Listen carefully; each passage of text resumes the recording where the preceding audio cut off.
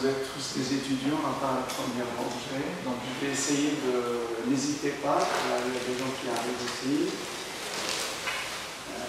Si vous avez des questions, vous n'avez pas compris quelque chose, vous me dites. Peut-être certaines notions, vous les avez. Vous êtes en 5e année, c'est ça? Tout le monde est en 5e année? Des doctorants. Ah, il y a des doctorants? Oui, il y a des doctorants. Voilà, donc si vous avez des questions, n'hésitez pas à m'interroger. Bien, je vais vous parler un petit peu d'une notion qui est très très importante, que vous avez certainement manipulée, et vous avez trouvé que c'est un bon outil, des choses comme ça. Par contre, dans la réalité, c'est un vrai modèle mathématique, informatique, qui est très très utile, et je vous explique que derrière, il y a toute une théorie qui peut vous aider à mieux encore utiliser cet objet mathématique, qui sont des graphes. Et je vais vous donner des exemples, et ça vous donne un peu l'idée comment on peut les appliquer dans vos études, bien sûr, mais dans vos recherches futures. Si vous êtes des doctorants, vous aurez certainement à développer ces outils-là. Et donc, je vous donne un bon aperçu à propos de ça. Alors, je vais commencer par des choses très très simples. Je suis heureux. Alors, un graphe, si vous regardez un petit peu, c'est quelque chose de très très simple. Il est défini comme suit. Donc, vous avez un ensemble d'entités, d'accord, tout système qui peut être modélisé sous forme d'un ensemble d'entités et que ces entités ont des relations entre elles, c'est un graphe. Donc, si vous regardez ici, j'ai un ensemble de nœuds, de sommets. Si on est mathématicien, on parle de sommets. Si on est informaticien, on parle de nœuds. D'accord ? Et ces entités-là, elles ont des relations. Quand il y a une relation entre un sommet 1 et un sommet 5, par exemple, je rajoute un lien, une relation. Et là, je définis mon objet graphe. Donc, mathématiquement, il est formé d'un ensemble de sommets ou de nœuds et un ensemble d'arêtes de liens. C'est vraiment quelque chose de très très simple. Et là, vous avez des exemples. Par exemple, un réseau informatique ou un réseau d'ordinateurs. Vous avez les ordinateurs sont vos nœuds. Et s'il y a un lien de communication entre vos deux ordinateurs, vous mettez une arête ou un lien. Donc, vous pouvez, ce réseau d'ordinateurs, je peux le modéliser sous forme d'un graphe. D'accord? Et vous pouvez voir plein d'objets, plein de réseaux qui peuvent être modélisés sous forme de graphe. Prenez un réseau social, vous connaissez tous les réseaux sociaux. Les individus sont des nœuds, sont de vos sommets, et vous mettez une arête s'il y a une relation d'amitié, admettons, entre une personne et une autre. Donc, dans votre liste d'amis, vous mettez une arête avec chacun d'eux et vous allez construire un graphe social qui représente le réseau social. Ok? Vous pouvez aussi imaginer des protéines, vous pouvez imaginer des molécules. Donc, si vous regardez ici des molécules, vous avez des atomes qui sont connectés pour former une réaction chimique, et ça c'est un graphe. Les atomes sont des nœuds, et vous avez un lien qui représente justement cette relation chimique, et elle est représentée par une arête. Vous voyez, donc vous pouvez imaginer plein de graphes que vous croisez dans la vie de tous les jours, que peut-être vous n'avez pas pensé à des modèles de graphes à ce niveau-là. Alors, dans la littérature des graphes, vous avez, c'est une théorie qui est connue, que vous avez certainement étudiée, et qui est très bien développée. Elle a beaucoup d'outils, elle a beaucoup d'algorithmes, elle a beaucoup de méthodes, et si vous avez un problème, vous le modélisez sous forme de graphe, une chose à faire, c'est d'aller voir cette théorie pour votre problème. Qu'est-ce que je peux prendre de cette théorie-là pour que je l'utilise afin de résoudre mon problème réel? Donc, vous avez un réseau, admettons, un réseau social. Vous voulez étudier quelque chose dans le réseau social. Qu'est-ce que vous faites? Vous faites la première étape, c'est de modéliser le réseau social avec un graphe, puis vous allez dans la théorie des graphes, de façon générale, vous regardez qu'est-ce qu'il y a comme résultat connu dans la théorie des graphes qui peut m'apporter une solution à mon problème du moment que je l'ai modélisé sous forme de graphe. Et après, vous allez essayer de trouver une solution pour votre problème. Bien sûr, vous n'allez pas trouver dans la théorie des graphes une solution définitive de votre problème. Ça aurait été trop simple. Non, vous allez trouver des outils, des résultats, des algorithmes, des heuristiques, tout ce que vous voulez, que éventuellement vous pourriez modifier un petit peu pour qu'ils apportent une réponse, ne serait-ce que partielle, à votre problème. D'accord? Donc, quand on a une théorie qui est riche en résultats, une des choses à se dire, c'est de dire qu'est-ce que cette théorie, avec ses résultats, peut apporter à mon problème que je viens de modéliser sous forme de graphe. Tout le monde est d'accord? Vous voyez le lien? C'est quelque chose de très très important.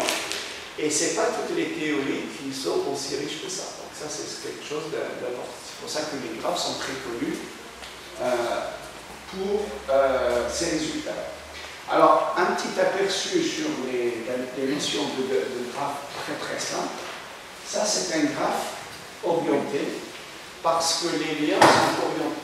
Vous avez une direction de votre relation. Ça veut dire que votre relation, la relation entre un et un autre n'est pas symétrique. J'ai une relation avec quelqu'un, ça ne veut pas dire automatiquement que l'autre a la même relation avec moi. Donc s'il y a un sens à la relation, je rajoute ou je transforme mon arrêt en un arc par un arc. Donc je vais avoir une relation entre un nœud et un nœud. On appelle ça un graphe orienté. D'accord? J'oriente le sens des arrêts. Vous avez aussi, par exemple, ce qu'on appelle les graphes pondérés. Si vous modélisez, par exemple, les villes avec les villes comme des nœuds, et vous mettez, par exemple, des arêtes qui représentent des routes, le poids que vous pouvez mettre sur une arête, c'est le nombre de voies dans la route, sur la route. Donc vous pouvez, par exemple, dire, dans telle région, il y a une autoroute, je mets 2 voies, je rajoute un poids sur l'arrêt, qu'on appelle aussi capacité. Donc, vous voyez, c'est ce qu'on appelle les graphes pondérés. Et la pondération, elle peut être sur les arêts, comme elle peut être aussi sur les sommets. Je peux aussi pondérer les sommets parce qu'ils représentent un certain poids au niveau de chaque nœud qui est différent d'elle. Donc vous voyez, je peux modéliser. Si dans mon problème il y a cette notion de score, de capacité, c'est très bien. Donc je sais que dans les graphes, j'ai la notion de graphe pondéré. Donc si je ramène mon problème, je le modélise sous forme d'un graphe pondéré, c'est très bien. Ce que je sais, c'est qu'il y a des résultats intéressants en théorie des graphes où il y a des réponses à certains problèmes de graphe pondéré. Vous voyez? Donc c'est quelque chose d'assez important. Vous pouvez peut-être aussi, quand vous modélisez votre problème sous forme de graphe, peut-être vous avez constaté plusieurs relations entre la même paire de nœuds. Vous avez A et B, vous avez plusieurs liens. Ça peut représenter plusieurs relations. D'accord? Tout le monde est d'accord? Et vous savez que, j'imagine que vous pensez que quand j'ai 3 relations entre 2 nœuds, ce n'est pas forcément équivalent à une seule arête avec un poids de 3. Tout le monde est d'accord ou pas? Allez, un petit exercice pour tout le monde. Si j'ai 2 nœuds, j'ai 3 arêtes entre les 3 nœuds. Entre les 2 nœuds. Donc j'ai 2 nœuds, A et B, et je mets 3 arêtes. Yes? Est-ce que ça c'est équivalent à la même paire de nœuds avec une seule arête et un poids de 3? C'est pas la même chose. Qui a dit que c'est pas la même chose? Non, c'est pas pour les profs. C'est pour les étudiants. Est-ce que c'est équivalent? Non. Pourquoi?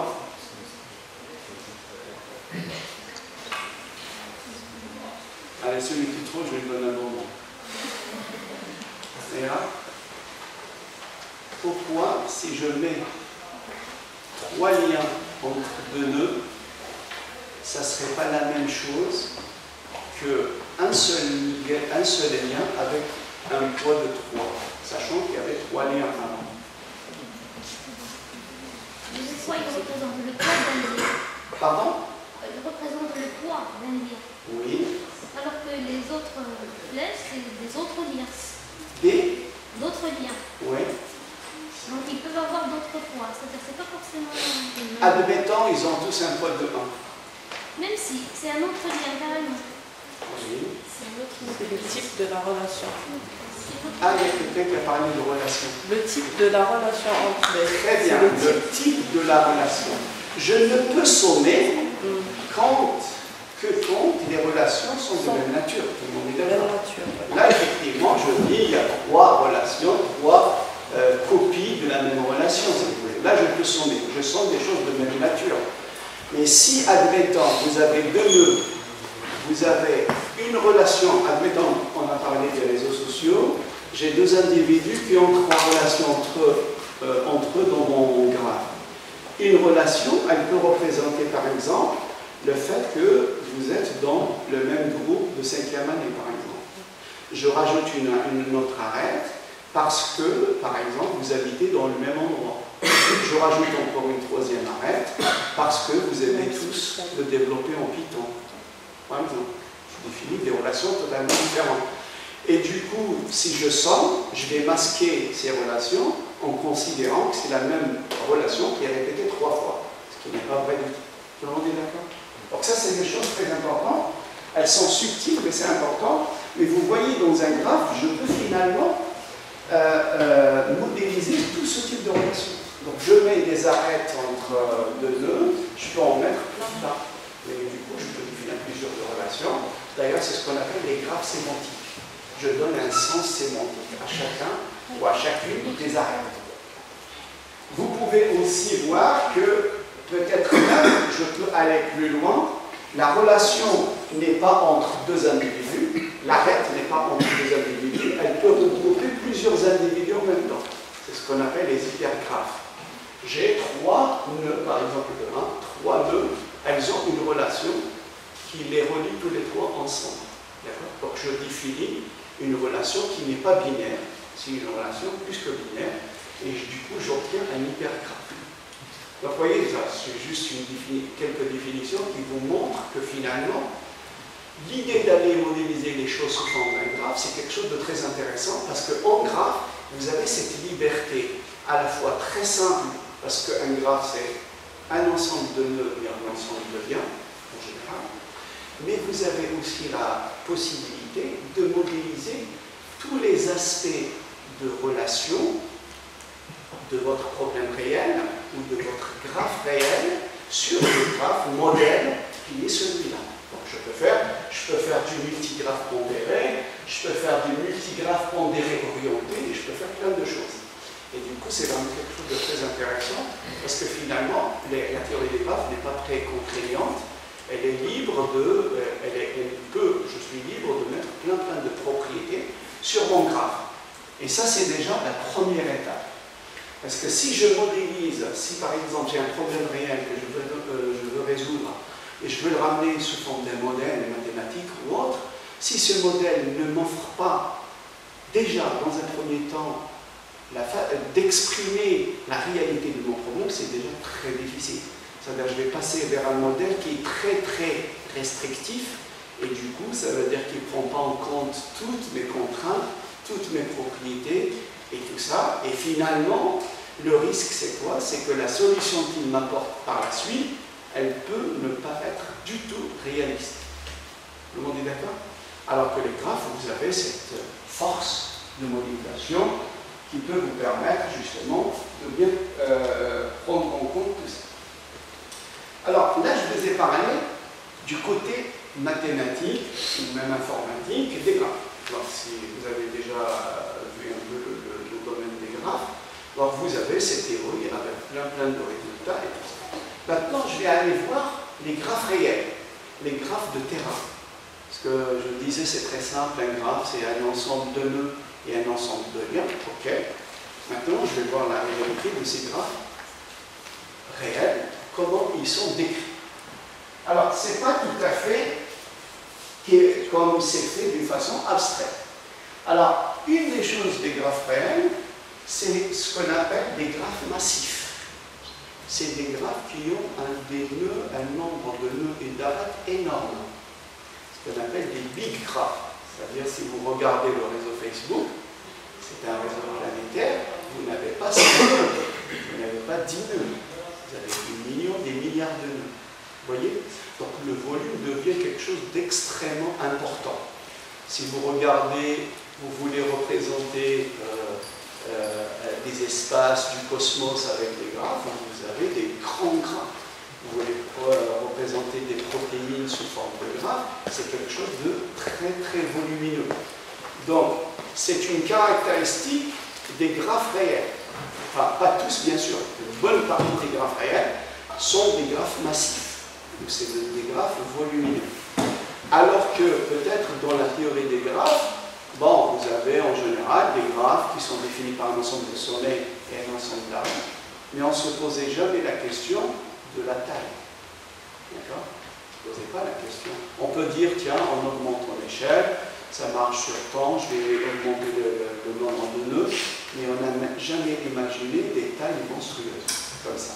D'accord? Donc ça, c'est une des caractéristiques des graphes réels, et la question, si j'ai un graphe massif, comment je le modélise sous forme d'un graphe normal? Parce que si vous me dites, mais monsieur, c'est très facile, je mets un nœud pour le nœud du graphe réel, je mets un lien entre eux, et peu importe le volume. Ah oui, peu importe, mais est-ce que je peux analyser ce graphe facilement? Il est énorme.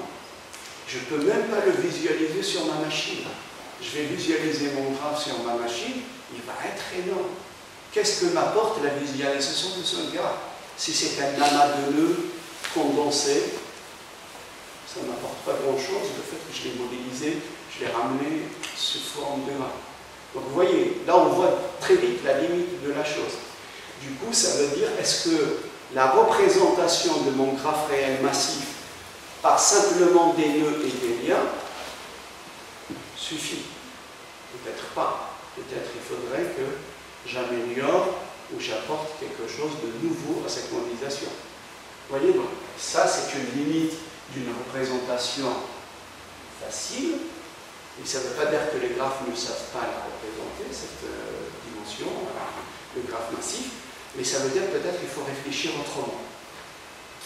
Ça c'est une caractéristique. Vous pouvez aussi voir, les graphes de terrain ne sont pas toujours gentils, hein, comme le sommet et nœud. Je peux avoir ce qu'on appelle l'hétérogénéité. C'est-à-dire que les nœuds ou les sommets ne sont pas forcément tous de même nature. Ce qu'on appelle les graphes hétérogènes.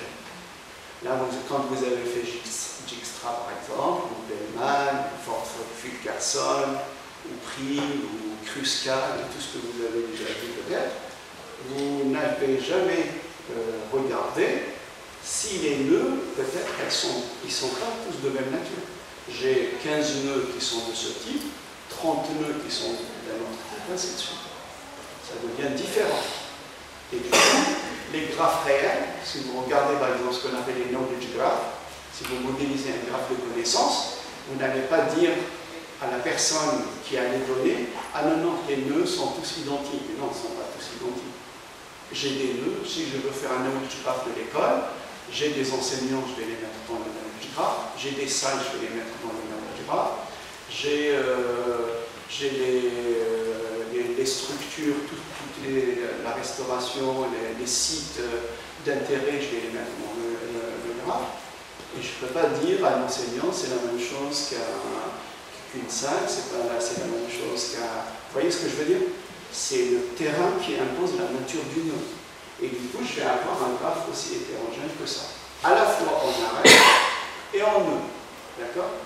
Et du coup, les algorithmes que je fais tourner, que je faisais tourner sur, en deuxième année ou en troisième année, maintenant, il faudrait que je les renvoie dans le knowledge graph.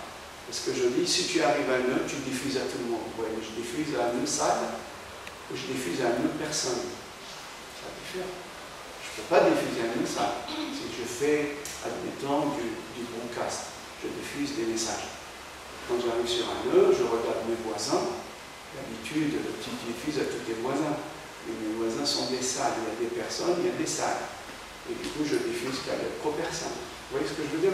Donc ça, c'est des choses qui sont imposées par le terrain et que la théorie, maintenant, il faut l'adapter. Donc, vous avez peut-être un algorithme de Dijkstra qui est parfait, mais sur un graphe non orienté, simple. Mais si je veux l'implémenter dans mon graphe de connaissance, qui émane de la réalité, ça devient un peu plus compliqué parce que le graphe est hétérogène. Ça, c'est une des caractéristiques de terrain qui n'est pas forcément prise en compte en théorie des graphes. Vous avez aussi un autre aspect qui est extrêmement important, c'est ce qu'on appelle la dynamique du graphe. Tous les graphes que vous avez étudiés jusqu'à présent, c'est des graphes statiques. Vous avez un ensemble de nœuds et un ensemble de liens, et durant toute la période de travail sur le graphe, c'est le même graphe. Mais la réalité, ce n'est pas toujours ça. Parce que plus les systèmes, de plus en plus, deviennent dynamiques. Ça veut dire que j'ai un graphe à l'instant T plus 1, il change de topologie. À l'instant T plus 2, il change encore de topologie. J'ai des nœuds, j'ai des arrêts. À l'instant T plus 1, ces nœuds peut-être, bien sûr. Là, par exemple, vous êtes dans la salle, je peux dessiner un graphe des présents, et je mettrai une arête entre deux personnes qui sont moins d'1 mètre, admettons. Et s'il y a deux personnes qui sortent, le graphe devient dynamique. Ces deux personnes quittent le graphe. D'accord? Si j'ai un algorithme qui marche sur ce graphe-là et j'ai deux personnes qui partent, ça devient notre graphe. Est-ce que j'ai une garantie que mon algorithme qui fonctionnait sur ce graphe-là continue à fonctionner après le départ des trois personnes? Ou bien je dis, j'arrête tout, je relance le graphe. Attends, s'il y a un seul départ et j'ai 40 000 personnes dans la salle, quand il y a une personne qui part, est-ce que je relance l'algorithme? C'est énorme. Il faudrait plutôt prendre en compte, faire une mise à jour locale de l'endroit où les nœuds ont bougé pour s'adapter justement à la zone où il y avait changement topologique. Tout le monde est d'accord? Donc ça, les graphes dynamiques, c'est quelque chose de nouveau. Si vous regardez par exemple cette personne, elle est en mouvement, ben, le graphe il change de topologie, mais c'est le même graphe. Tout le monde est d'accord? C'est toujours le même graphe. C'est toujours la même personne. Et si je vous dis par exemple, faites-moi une classification des graphes qui sont là, il ne faut pas me dire que toutes ces instances-là sont des graphes différents. C'est le même graphe. Il faut que vous arriviez à dire que c'est un même graphe. C'est juste la mobilité des nœuds ou des arrêts.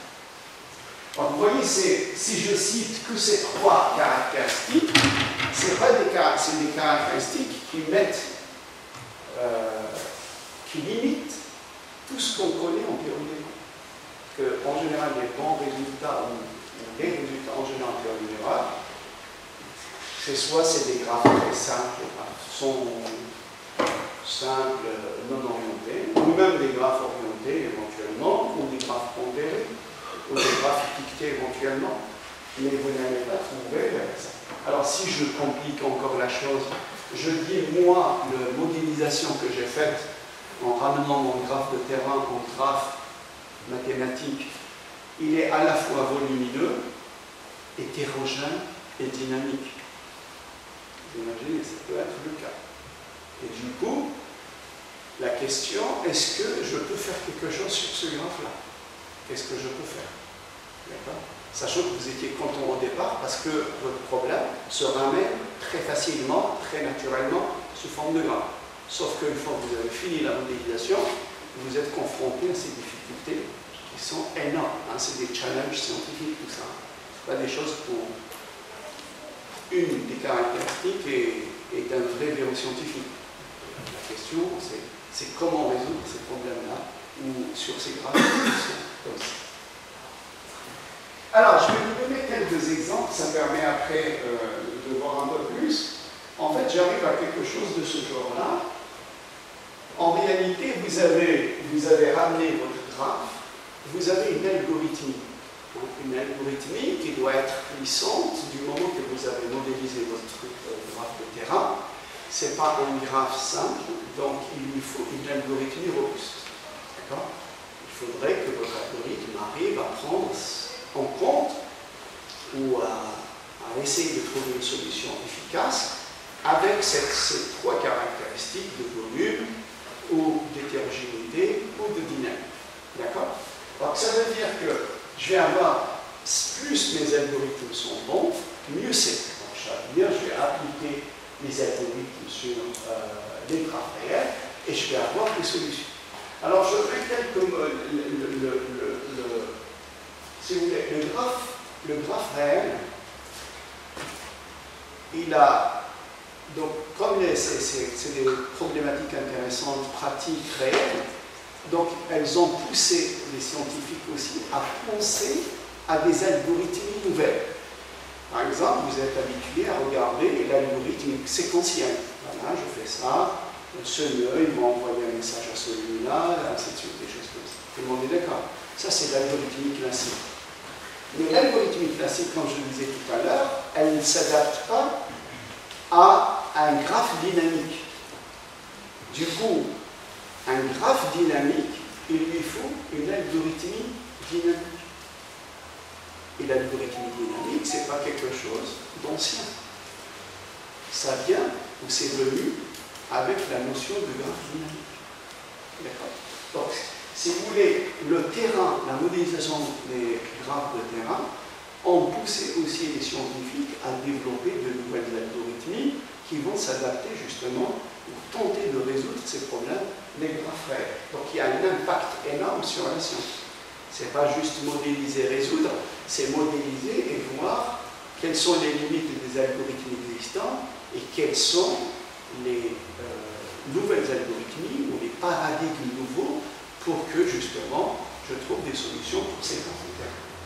Donc vous voyez, ça pose de nouvelles algorithmies à ce niveau-là. Bien sûr, il y a toute une problématique, je ne vais pas vous détailler tout ça aujourd'hui, mais tout ce que vous voyez en couleur là, c'est de nouveaux concepts de validation, de connaissances, d'extraction de connaissances, parce que vous avez un graphe de connaissances, ça veut dire comment extraire la connaissance qui est dans le graphe de connaissances, comment je peux la construire, la fabriquer, comment je peux l'extraire, comment je peux déduire des choses qui ont une connaissance, ainsi de suite. Donc il y a plein de problématiques, mais en tout cas, il y a une forme de symbiose entre le graphe réel et l'algorithme. Le graphe réel, il prend en compte les caractéristiques de terrain les plus difficiles. Il me faut une algorithmie robuste, capable justement de traiter ces graphes réels. C'est pour ça que le passage du graphe réel vers le graphe classique modèle, ça ne suffit pas, il faut aller au-delà. Si vous voulez, tout ça, c'est des aspects de recherche qui sont importants. Je vais vous donner des exemples. Je préfère parler avec des exemples. Et puis, alors, d'où aussi une notion qui est très très importante, c'est les architectures informatiques qui sont sous-jacentes. Parce que si je parle de volume, le volume, il nous faut de la machine, il nous faut de la mémoire, il nous faut du disque. Si j'ai un graphe en milliards de nœuds, qu'est-ce qui va les contenir? Qu'est-ce qui va être là pour que je puisse faire mes traitements? Je fais moins d'aller-retour vers disque, et ainsi de suite. Donc, c'est des vrais problèmes de technologie aussi qui se posent, ou d'architecture qui se posent. Donc, je vais essayer sur ce schéma-là, je vais vous donner quelques exemples pour bien faire. Alors, je vais commencer à vous donner un exemple. Donc, il faut me limiter en temps parce que je parle beaucoup.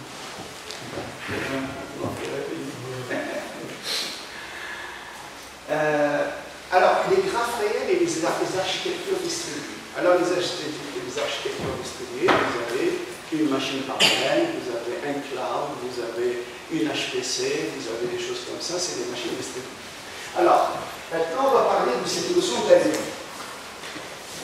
Alors, quand j'ai un graphe énorme, est-ce que je peux le prêter sur une seule machine, mono-mémoire, mono-processeur? Je pense que non, on est d'accord. Parce que ça pose des problèmes importants en termes de mémoire, de disque et autres. Donc, je ne peux pas faire. Alors, ce qu'on fait, c'est qu'on distribue le graphe. J'ai un graphe d'un milliard de nœuds, admettons, j'ai plusieurs serveurs, je dis, je prends une partie du graphe, je vais la donner à tel serveur, il va la traiter, je prends une autre partie du graphe, je vais la donner à un autre serveur, ainsi de suite. Donc, ça veut dire, je distribue mon graphe. Ce qu'on ne connaît pas dans le modèle théorique. Un graphe, je le distribue. Oui, mais je le distribue, ça veut dire que le serveur, quand je lui donne un sous-graphe, il ne connaît pas ce qui se passe dans un autre serveur pour un autre sous-graphe. Imaginons, j'ai donné une partie du graphe au serveur 1, une autre partie du graphe au serveur 2, une autre partie du graphe au serveur 3. Et maintenant, je veux faire Dijkstra. Dijkstra, il me dit, visite tel nœud, va au voisin qui a un poids plus petit, ainsi de suite. Oui, mais mon voisin, il est dans un autre serveur. Et donc, comment je fais? Et en plus, quand je vais, j'ai deux choix. Soit mon voisin, il est dans le même serveur que moi, soit il est dans un autre serveur. Le coût de communication n'est pas le même. S'il est dans ma machine, il est à côté, donc le coût de communication est quasi nul. Mais si l'autre nœud il est dans un autre serveur, il y a un coût de communication. Donc peut-être ce nœud-là, je ne vais pas le privilégier. Je vais privilégier le nœud qui, même si Dijkstra me dit c'est lui qui représente le plus court chemin, tu as un poids plus petit, donc va sur lui. Et si je fais le calcul, ok, le chemin est plus court, mais le coût de communication est énorme. Et donc, je préfère plutôt prendre un nœud plus proche. Vous voyez? Donc, toutes ces problématiques qui émanent de l'architecture, qui ne sont pas posées en théorie quand Dijkstra a fait son algorithme. Du coup, il faut repenser Dijkstra dans un contexte distribué. Quel serait l'algorithme de Dijkstra quand mon graphe est distribué? C'est une problématique, il y a beaucoup de chercheurs qui ont travaillé sur ça, beaucoup d'algorithmes ont été développés. Oui, à chaque fois que je plonge ou je modélise mon graphe réel avec, je le ramène à un graphe, et il y a des problèmes qui se posent à ce niveau-là. Donc la notion de distribution, c'est quelque chose de très très important. Je distribue mon graphe, c'est très bien, je vais alléger les serveurs, il n'y aura pas un serveur qui va contenir tout le graphe. Par contre, mon graphe, je n'ai plus sa totalité sur une seule machine. Je suis obligé de négocier, de naviguer entre plusieurs serveurs pour faire un petit parcours de diffusion ou de broadcast. D'accord. Donc ça, c'est quand même une problématique. Alors comment je peux avoir un graphe massif qui nécessite une distribution? Alors c'est très simple, parce que maintenant les graphes qu'on manipule, c'est des grands graphes, c'est ce que je disais tout à l'heure, parce que ça émane d'Internet, ça émane du web, ça émane, et là comme c'est maillé au niveau de toute la planète, ben forcément les graphes que je génère derrière, c'est des graphes massifs, d'accord? Vous prenez le graphe très simple des pages web dans le monde, c'est un énorme graphe. Si vous mettez un nœud, c'est une page web, et vous prenez un hyperlien comme étant un arc, vous allez avoir un énorme graphe du web. Et ce graphe-là, si je veux l'analyser, je veux l'étudier, c'est un énorme graphe. Si vous prenez le knowledge graph de Google, il est énorme. Il prend toute la donnée de Google. Et donc ça veut dire que je ne peux jamais le raisonner sur une seule machine. Je le raisonne sur un data center, voire plusieurs data centers. Parce qu'il est distribué, totalement distribué sur des clouds, sur plein de machines. Donc la problématique, vous voyez, ça pose de nouveaux problèmes que je n'ai pas pensé. Même si vous prenez, c'est-à-dire même si vous ne regardez pas le web, bien sûr là je mets par exemple Google, mais même un graphe simple. Si vous prenez par exemple une base, vous avez l'habitude de travailler par exemple sur des bases de données classiques, et les bases de données tabulaires, comme SQL et autres, elles ont cette séquentialité de la donnée, comme vous le voyez ici. D'accord? Mais si je veux tirer au maximum l'information qui se trouve dans cette table-là, je peux le faire avec un graphe Et je peux capturer des relations qui sont un peu cachées dans cette table-là. Le graphe, il peut les supporter. Mais ici, je ne peux pas les supporter. Et si je suis dans un système tabulaire, j'ai des 1, des 2, des 3, j'ai cette séquentialité des données. Et si je veux passer à une représentation graphique, je peux avoir un modèle beaucoup plus riche que cette table-là. Comment je fais? Ben, je vais faire une représentation sous forme de graphe. Je dis par exemple, toutes mes données sont des nœuds. Et après, je commence la séquentialité des 1, des 2, des 3, je mets des arbres. Vous voyez? Par contre, je ne m'arrête pas là, parce que ce graphe représente ça. Je vais aller chercher des relations cachées dans cette table-là, ou les relations un petit peu implicites. Et je vais essayer de les prendre et de les mettre dans le graphe. Je vais enrichir la représentation. Donc je vais avoir, par exemple, j'ai D1 et D4, elles ont un type de message identique. Ça veut dire quoi? Ça veut dire que ces deux données-là, elles ont une corrélation via la colonne type de message. Et c'est peut-être pas pour rien, peut-être il y a une relation entre ces deux données-là. Et bien je la capture dans mon graphe. Ce que la table ne fait pas, mais moi je vais la capturer dans mon graphe. Donc je rajoute un lien. Et je fais la même chose. Je vais extraire un grand graphe comme ça, plein de choses. Je trouve toutes les relations, les corrélations entre les données, je les capture. Et je les mets dans mon graphe. Je vais avoir un graphe très riche, très représentation des relations qui existent entre mes données, que je ne vois pas, que SQL ne voit pas qu'avec les requêtes. Mais moi, je le fais dans mon modèle de graphe. Et je vais avoir un grand graphe. Et comme ça, pour une table très simple, je vais avoir beaucoup d'arêtes. Et du coup, j'arrive à des graphes peut-être immenses. L'avantage, c'est quoi? L'avantage, j'ai fait un graphe très riche en connaissances, parce que j'ai pris toutes les relations, même implicites, sauf que l'autre côté du problème, c'est que je vais avoir des grands graphes. Ça veut dire qu'après, il faut que je distribue, et ainsi de suite. Donc ça, c'est quelque chose de très important. Et du coup, juste pour faire simple, du coup, ce graphe, il faut que je le distribue, et j'arrive à des problématiques d'algorithmique distribuée. Dès lors que le graphe est distribué, mon algorithmique devient distribué. C'est important. Il faut que l'algorithmie suive le modèle. Le graphe est dynamique, il me faut une algorithmie dynamique. Le graphe est distribué, il me faut une algorithmie distribuée. Le graphe est en line, l'algorithmie doit être en line. Vous voyez? Ça, c'est quelque chose de très important. Alors, regardez, c'est très simple. Si vous faites, par exemple, un partitionnement de votre graphe sur des serveurs, vous allez le distribuer comme ça sur des serveurs, et des choses très simples deviennent compliquées. Si je veux faire un clustering, si je veux faire des problématiques comme ça, ça devient quelque chose d'important. Ok? Alors, là, juste d'une façon très simple, pour que je ne rentre pas dans les détails, c'est simplement mon graphe sera distribué. Du coup, toute l'algorithmie que je vais développer sur mon graphe devient une algorithmie distribuée. Et là, après, j'aurai mon application. Vous ne faites pas la différence quand vous avez une application qui marche, elle marche. Mais vous ne savez pas, est-ce que la donnée a été distribuée, ou elle a été centralisée, ou si l'algorithme était distribué. C'est transparent pour vous. Mais en fait, c'est les couches basses de cette architecture.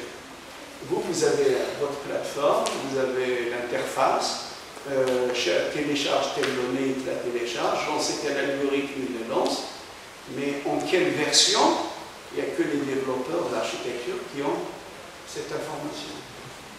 Même vous pouvez l'avoir, je veux dire, c'est quelque chose que vous ne voyez pas. On peut même avoir, parce qu'il y a un aspect de distribuer aussi, il y a un aspect des graphes massifs, vous pouvez avoir la donnée en online, en ligne, ce n'est pas une donnée en off. Je ne vous donne pas des quantités très importantes de données, mais je vous dis la donnée arrive au temps réel.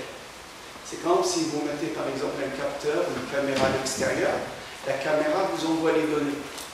Donc vous avez un flux de données, d'accord?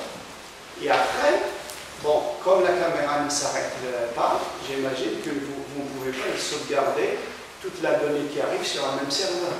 Vous êtes obligé d'avoir une architecture distribuée et donc vous allez envoyer ces données d'une façon avec un algorithme de distribution.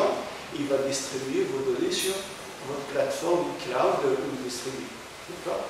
Donc là, c'est un autre aspect aussi de l'algorithme en ligne qui se pose. Là, par exemple, je fais un partitionnement où je fais une répartition d'un graphe qui est en ligne et donc qui est envoyé d'une façon en flux, et puis je fais un partitionnement sur les serveurs. Alors ça aussi c'est un domaine très intéressant, comme il y a tout un aspect qui est connu dans les graphes en ligne. Est-ce que, par exemple, qu'est-ce que ça veut dire un algorithme de Dijkstra sur un graphe en ligne? Vous lancez Dijkstra, vous avez par exemple ici